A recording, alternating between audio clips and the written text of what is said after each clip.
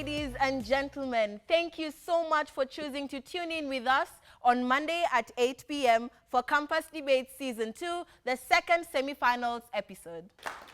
My name is Masi Vugutsa, and I will be your host, just as I have been from the very onset of this Campus Debates episode, specifically Season 2. With that, we have amazing teams representing the second semi-finals episode. For last week, you were able to see the University of Nairobi debating against Kenyatta University. And for this week, we have a special treat for you. We have Tangaza University debating against Strathmore University.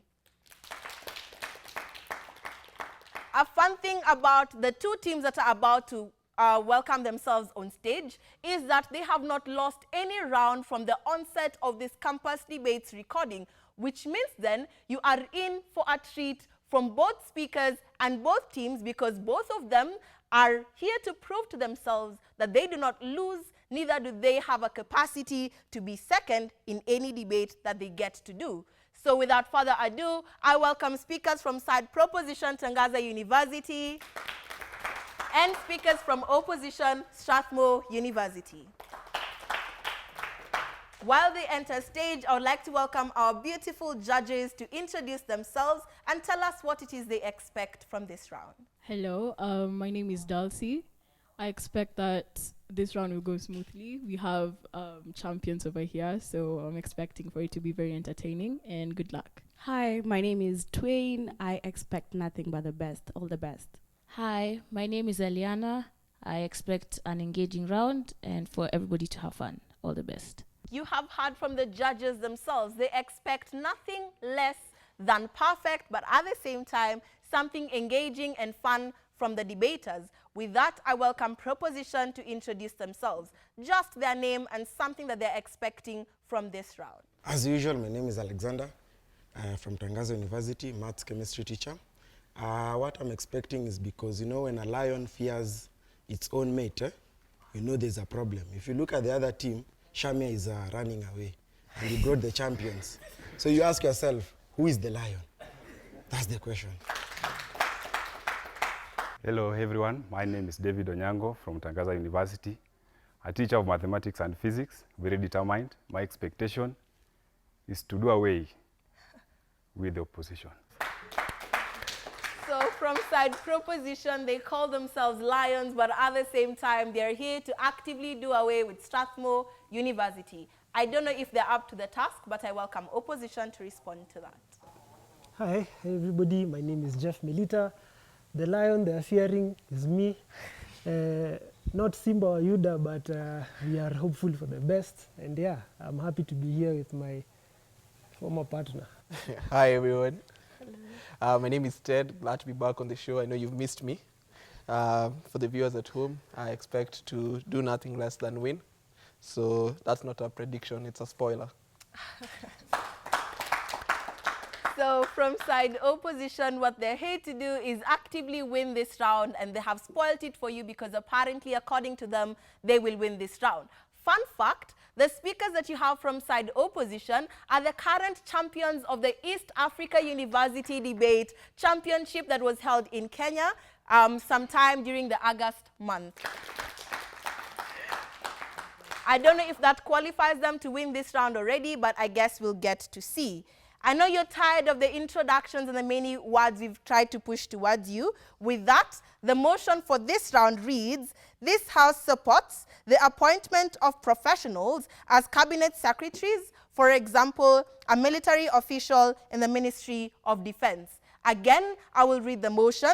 This House supports the appointment of professionals as cabinet secretaries, for example, a military official in the Ministry of Defense. The question has always been, do you want technocrats or politicians to hold the office of cabinet secretaries? I guess we'll hear from the debaters. Without further ado, we welcome the first speaker proposition to make their case.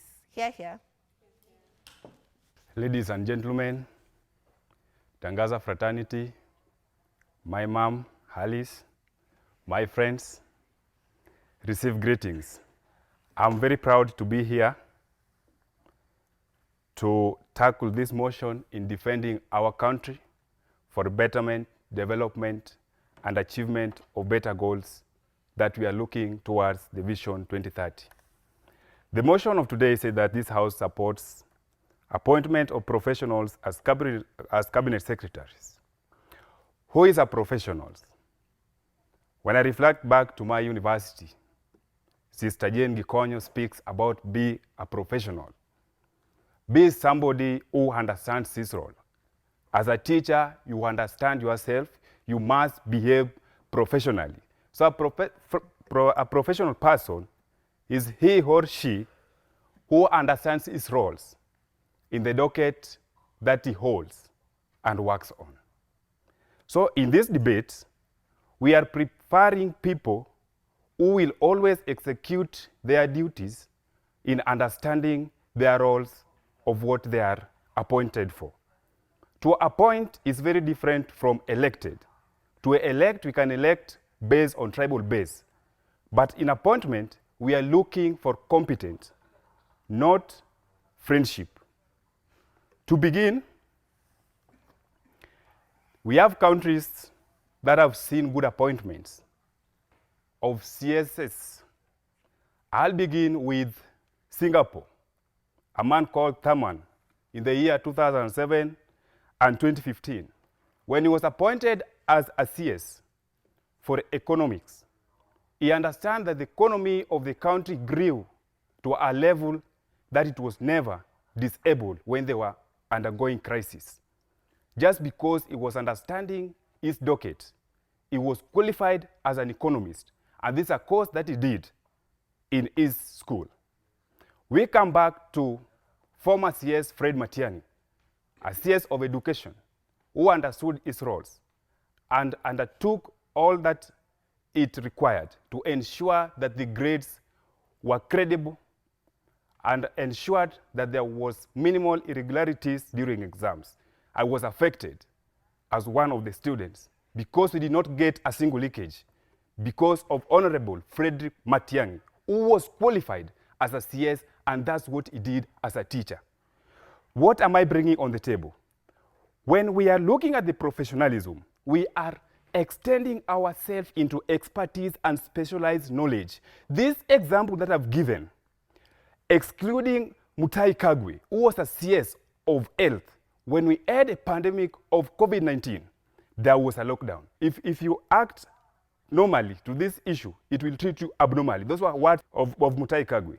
Because he understood the role in his professional in health, he was able to manage the crisis that we had as a country when we were going through the most dangerous time when we had the COVID-19. Were it not that he was not having knowledge to undertake his responsibility during this particular time, we could have entered into the wrong decisions and we could have lost more lives. But now that he understood his role, we saw a very good impact. And that is why we as the prop, we are advocating to have professionals who understand what they are going for, who have the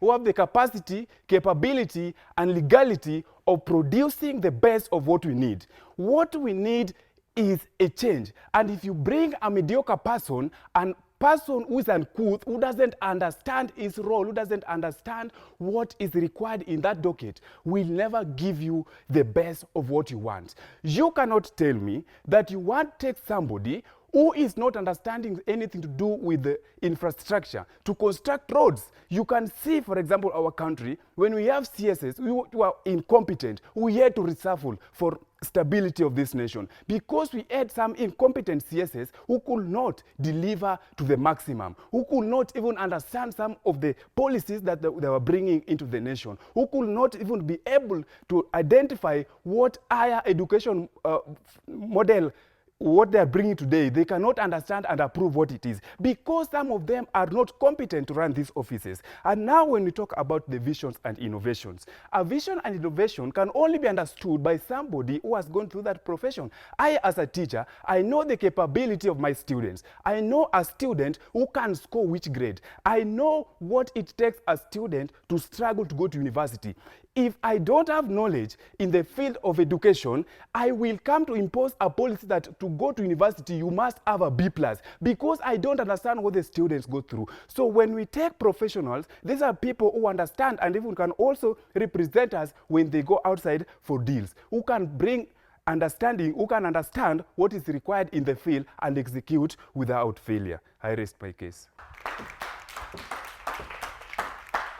We thank side proposition for a very nuanced argument as to why they think cabinet secretaries should have professionals compared to quacks or something of the sort. With that, we welcome opposition to respond to what we've heard from proposition. Hear, hear. The yellow strip of the matatus or even the seatbelts in your vehicles are the brainchild of the former Minister of Transport, John Michuki. This man was neither a professional in the industry of transport, nor was he a driver, like these guys want to argue here, but he was able to revolutionize how transport is carried out in this country, improving your safety, Eliana, improving your safety, Nika, and allowing Dulcie to get to her boyfriend's house probably in one piece. But even beyond that panel, right, we must understand one critical thing that has been missing in the context of what a professional is within this paradigm of this debate.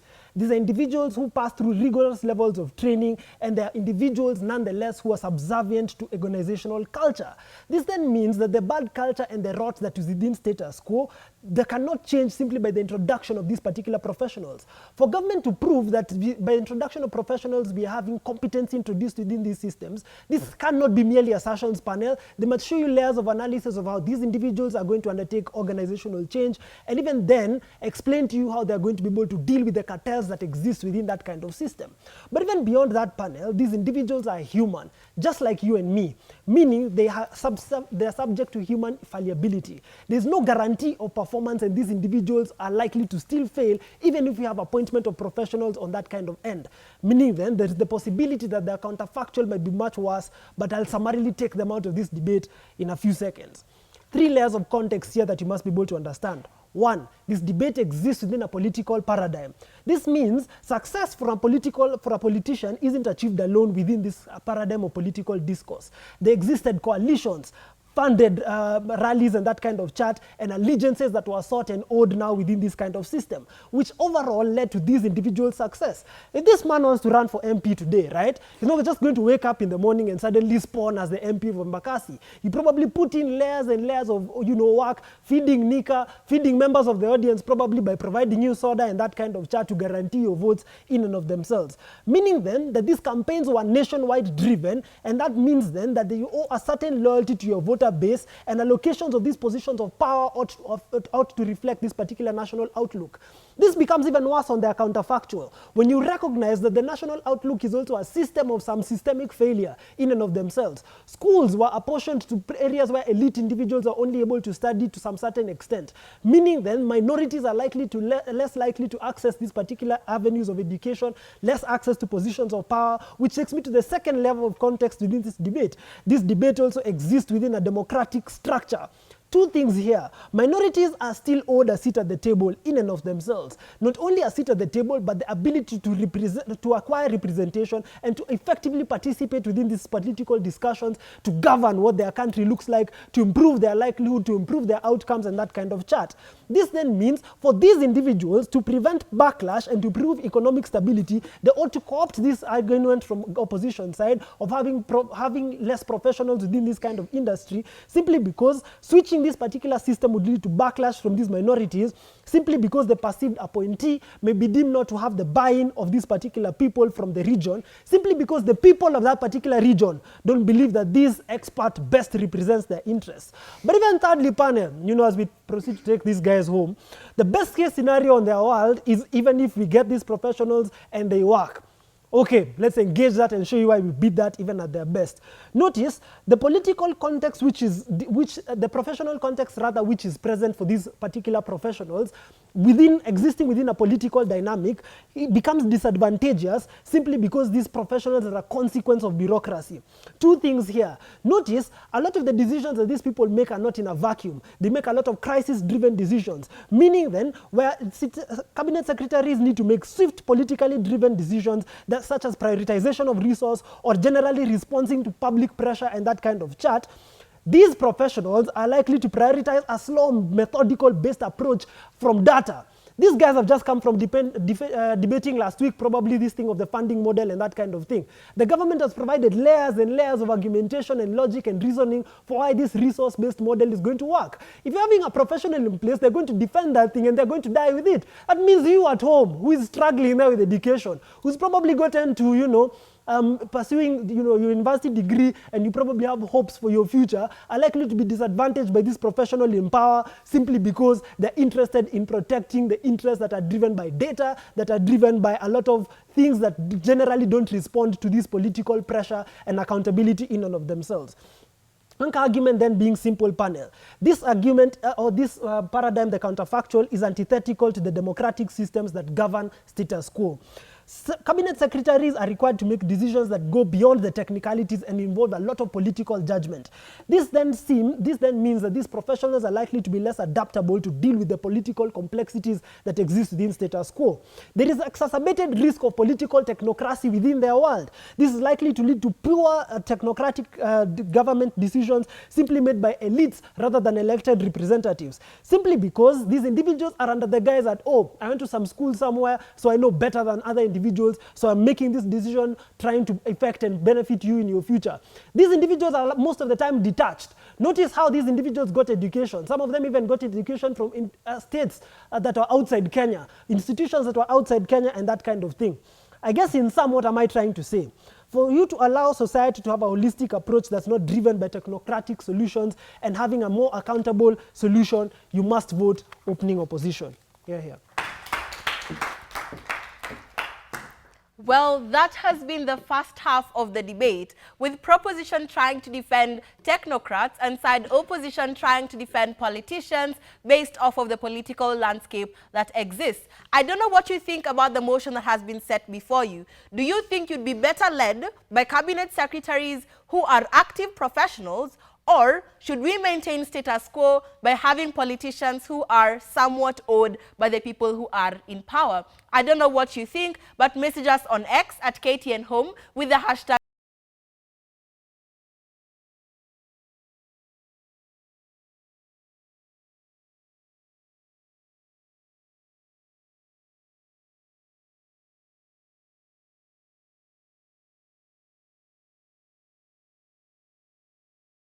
against Tangaza University. What has happened in the first half? The debaters are trying to defend whether cabinet secretaries need to be technocrats or need to continue being politicians within societal structures. What you get from side proposition is that the idea for technocrats ensures efficiency. But from side opposition, they argue efficiency only exists when you are actively serving the democratic nature of the state. And the only way democracy is actively propelled is if you have politicians. I don't know which argument has swayed you. Neither do I know which argument has swayed the judges. With that, we welcome the second speaker proposition to further their argument. Here. I will start with a quote. I know you have watched Avengers, a guy known as Thanos. He once said that the hardest choices require the strongest will. And why have I started with this quote is because our brother here has just talked nothing. He was just trying to defend his own dictionary in his mind. Because as you have seen that, he's talking about democracy. Here the motion is clearly stating that appointed. We're not talking about elected leaders. Now let me give you a very simple scenario. We are here in Kenya. We have changed the cabinet secretaries. We have already elected those, we have already given those who are in politics. What are they doing? Using the public money for homecoming. Is that really fair? Is that really fair? No. So they should give us a credible issue. Now to our side where we are saying that they should be professional is, I will use the same statement that he started with, that the former cabinet secretary who was in the transport and changed the Ministry of Transport. That now is when we talk about the more experienced knowledge. That is a person who was more experienced and he had already felt this pain of how people are getting accidents on the road. So he wanted to change and is driven by that change, not by the political nature that it was there in the country. But in our world, we are saying that we shall have to ensure that there's a balance between expertise and the political arena. Why am I saying this? Is because if you look at this politics, if you are electing a cabinet secretary who doesn't know about politics, you can also use a system whereby you elect the cabinet secretary elects a PS who knows about the politics, so that when it comes to the political arena, he goes to the politics, but as the cabinet secretary remains on the seat and does the work for the Kenyans. This is whereby we have balanced both the professional area and the political area. That's what they're talking about, democracy. That's how I will balance that. Secondly, if it comes to the democracy of Kenya, we know it's driven by the mind of that person who is in that seat, maybe let's say the president. Now, if I've been appointed as the cabinet secretary and I want to know what the president wants and I have a cabinet secretary, it will be easy for information to be passed. Secondly, if you look at that nature, of him talking about professional being not depending on themselves, we shall create a policy that professional oversight and accountability framework, whereby this system, I will take that. Best case scenario, you do this, but how do you protect the interest of zones? African politics is based on ethnicities. How do you protect Murima for Gachagua? I'm repeating. I think you are not in this motion.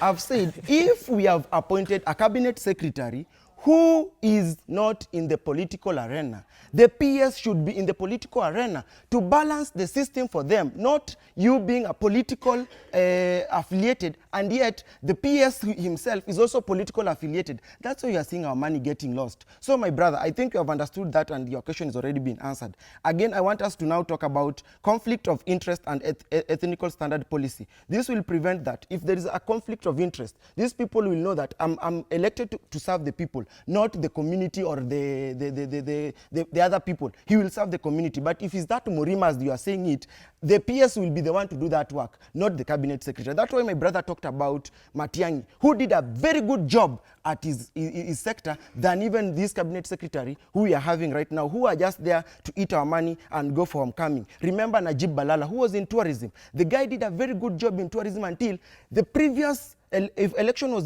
happening, that next government which was entered was still giving him that Ministry of Tourism because they trusted him and they knew he can do the job. Secondly, there's issue of collaboration between these professionals. These professionals can collaborate between each other. If I'm in the Ministry of Education and the other one is in the Ministry of, let's say, Finance, we can organize collaboration so that we know who is not doing his job very well. But political affiliated, like for example, right now, you find the Ministry of Finance as only elected the opposition so that they can be able to get those votes from that mount side. And in the later turn, you'll find they will not serve the Kenyans. Like, if you feel like how the Mandamano started, is because of the same thing. People were not well versed about that bill. That's why people went for Mandamano. And then later on, they had to reshuffle. There's no change, and this change can only happen if we take the hardest choice by picking those who are professional, qualified for their job to be done well, and not these politicians who will only use our money for their economic gain and go to their homecomings and waste our money. Then there's professional development. Thank you for my brother for bringing that point. These people will have to be trained, because even if the training will not be costly, because they already know what they're doing. So if I go to be trained about maybe how will I balance my books in my office, I know there's somebody who is supposed to do that, but I want to be counter-checking in the Ministry of Health. How are they balancing these books and how are they doing everything? I can be easily taught that. But somebody like the person who is in political area will be asking you, how is this beneficial to my political area, not to the community? My last point before I go home and send my dear brother who was eager to tell us that we shall go home, give us a very actual examples of things that have worked with that ministry of yours and it has created a change. As we have countries like Germany, Singapore, Italy, China, and United Arab, countries that have developed and even more far away from us. But in your best scenario case, if you win this case, is because of your dictionary inside your head. Thank you, and I rest my case. You see, the reason why these guys cannot win is that their case is antithetical. They do case concession. Very simple. You tell us Matiang'i was the best person for education. Matiang'i was also moved to interior. Interior with no military expertise, but was still able to solve the bandit problem. What does this go to say? It goes to say that cabinet secretary positions are not treated like how we treat every other position. A CS position is the equivalent of a CEO, and let me give you guys an example to make this possible. The reason why you appoint a CEO is not because he's the best accountant or the best manager. You appoint this person because of the ability to solve problems through ingenuity and other things that actually they possess, such as critical thinking and decision making. These people are able to make the hard choice. I'm giving you an easy choice, Neka, send these people home. But listen, most importantly, the thing that you also don't notice is that these individuals are not ideally given the opportunity to ideally diversify the economy and the state and how it looks like. Notice, even in the European unions, despite the fact that elections are do or die, you still have shadow cabinets to ensure that the opposition has a say within everything that is happening. What does this go to say? Any nation that practices democracy has to uphold certain values like public participation. You at home there care about what happens next after 2022 election, after 2027 election. Politics is about emotional and also the rational. The rational is catered for by these ministries having departments. I think then it proves then that the professional exists. All these ministries have people who deal with finance, tech, IT, and are able to give you conclusive data to let you know how best you need to plan your budgets and spend the money. The problem that occurs is that these professionals themselves are also able to mishandle the money. If corruption was occurring within the system and you're the CS, the system itself is broken. The professionals themselves have no incentive to fix whatever is going on. What does this mean? It means then that even if you bring in another professional in a system where it's a rotten culture, they will not be able to be averse to the culture of corruption and things like those. You assume that just because we put a professional, their individual needs will not be something that they take for primary concern. And notice, human beings are selfish. You only care about what you care about. You don't care about everything else. That's why, Eliana, your father pays school fees for you and not some random street child. The reason why this is important is that the moment the individual needs supersede and these people have a need to self-preserve because they also want, ideally, for their families to grow, they will not care about any professionalism. Why? Human instincts mean that I save myself first and those I care about, which then goes to say that these individuals cannot guarantee that you eradicate corruption. To even make it worse, complete dominance of professionals is going to be exclusionary in nature, and that's the greatest harm they have in this debate. Notice, the most educated people come from the majority tribes. Why? They have the abundance of resources. They're the ones who voted for the government that is currently in power. This means they can control the narrative and decide whether they want to get into government, what they want to do, and how they want to spend it. The reason why these political appointments happen the way they do is to create some sort of affirmative action to have representation.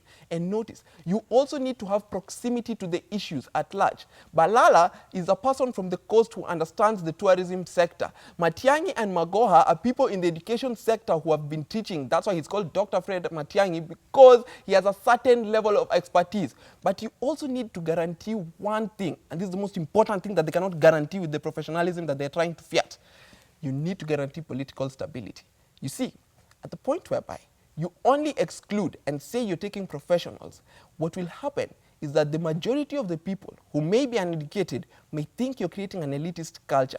Worst case scenario, you have a revolution like what happened in Bangladesh, where people ideally overthrow a government simply because they feel like their needs are not represented. And also, professionals do not care about your primary needs. They care about achievement of tasks. To them, Dulcie, you're just a statistic if you die today, if it means that a road is built tomorrow near your apartment. What that means, it means that they're very utilitarian. You cannot run a country on utilitarian principles. That's why dictators come to power and they're unable to be gotten out, because they only have one mind view. I think we need to have a world where we are able to have a consolidated view, where we are able to also guarantee the stability politically. The moment each region feels represented, even the most minority region, like myself, from the coast, from Kilifi, Malindi, Giriama, has some sort of buy-in with the government, we then have an incentive to actively participate in the affairs of the state. That's how you fix the problems. That's how you get people to actively take interest. Because if we appointed you and you failed us, despite the fact that we appointed you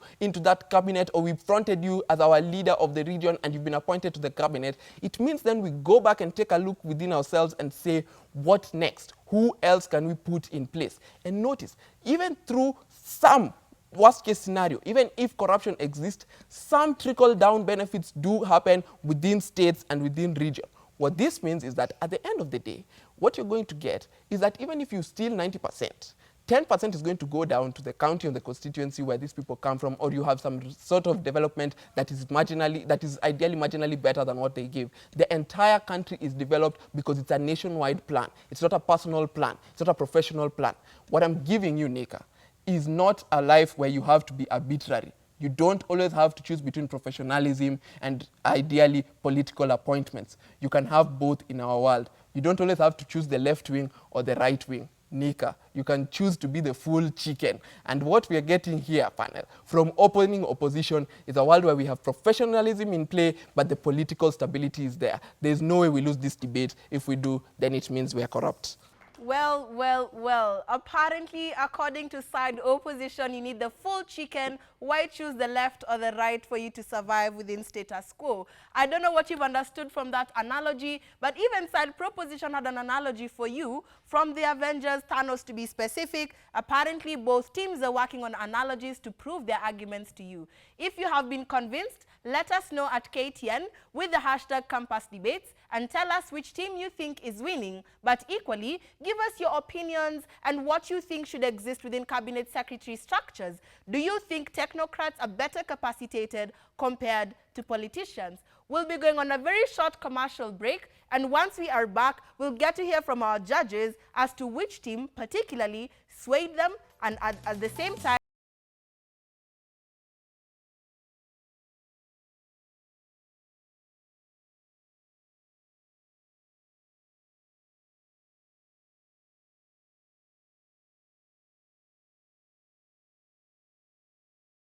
been with us so far. You've been able to interact with amazing arguments from the two teams that are on the podium tonight.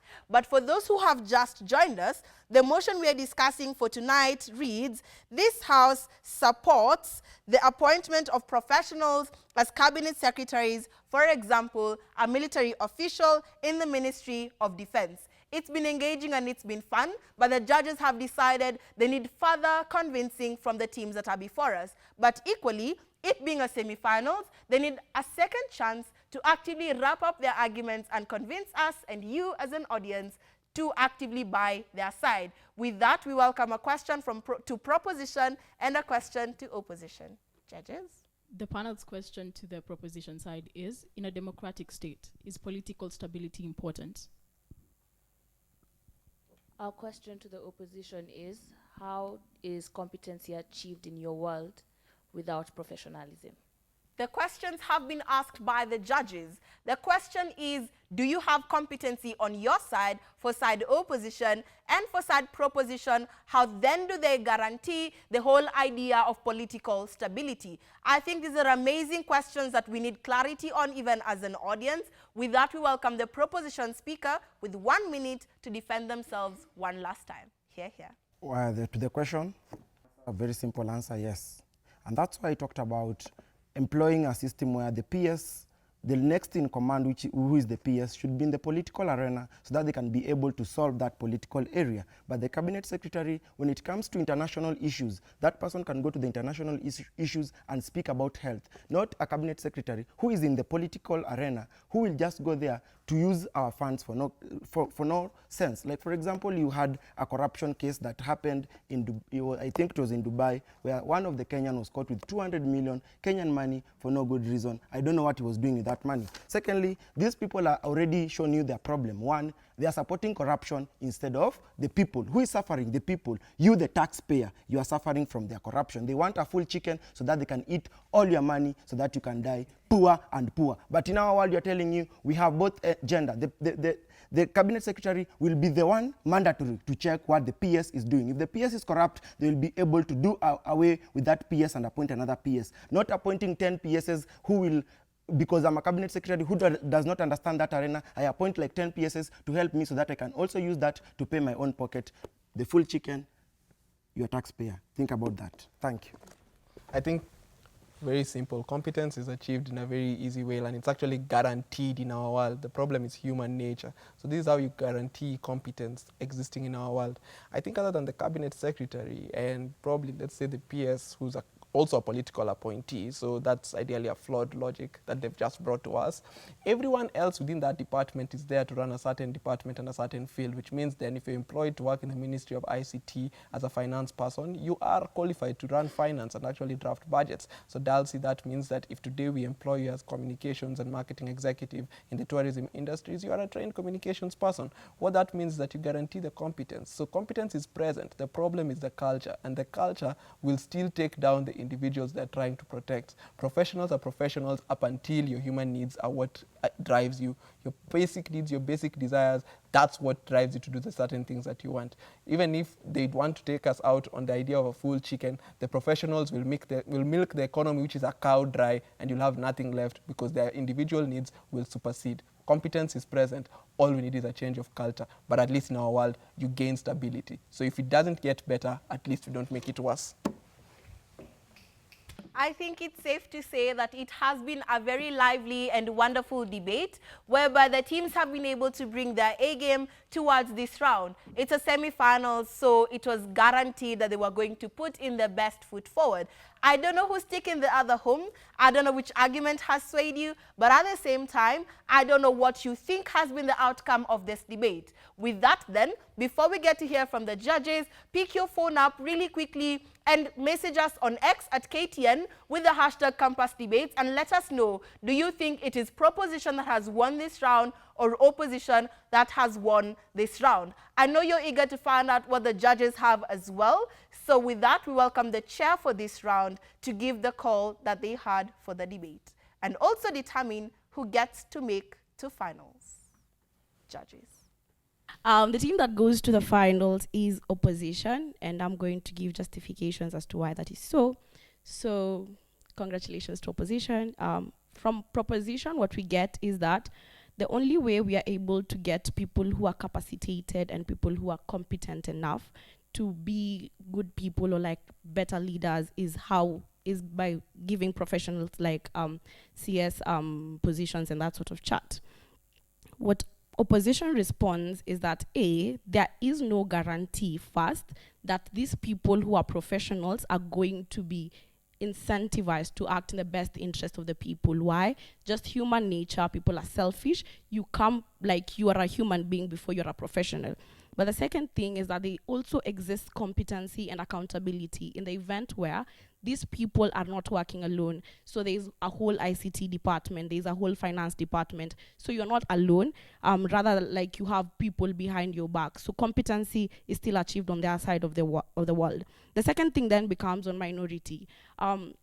Opposition poses that the only way you're able to achieve political stability is that if you're able to include everyone in the participation. How you're able to do this is that everybody is able to get like a share of the cake of the government and that sort of chat. If you do not do this, there's a lot of political instability and backlash that comes. Why then do we buy this argument? It's because of how we ask like proposition a question. Do you think political stability is important? They say yes, and their answer is, we think we are only able to get like political stability if we have the PS being a political leader and that sort of chat. What opposition gives in response is that, look, the CS position is more of like a CEO position. It's very political.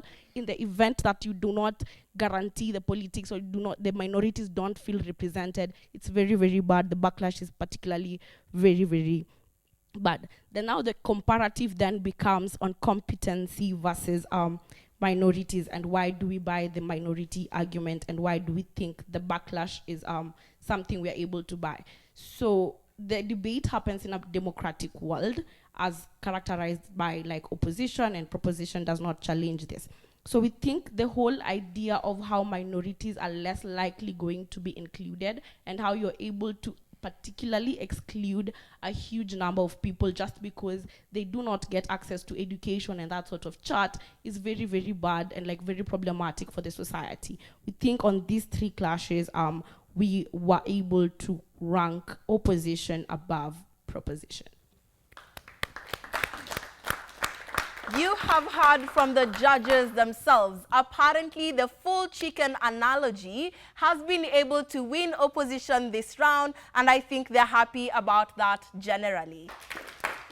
Yet again, Strathmore University continues to be unbeaten with the rounds that they've been able to speak within this campus debate season 2. I don't know whether this streak will continue until their finals episode, but hang around and you will see who gets to carry the trophy for campus debate season 2 champion. Yet, on sad proposition, we have the amazing team of Tangaza University that has continued to stand unbeaten up until this round. But equally, they put in their best foot forward to try and defend why our state needs to continue existing by the guarantee of technocrats stepping in as cabinet secretaries. I know you will see them again because they're here to fight for a chance to be third place within this campus debate season 2. So hang around, and possibly in the seasons to come or the episodes to come, you'll be able to see Tangaza University debating against the University of Nairobi for the fighting of third place in campus debate season 2. With that, we have come to the end of this recording and the second semi-finals. The next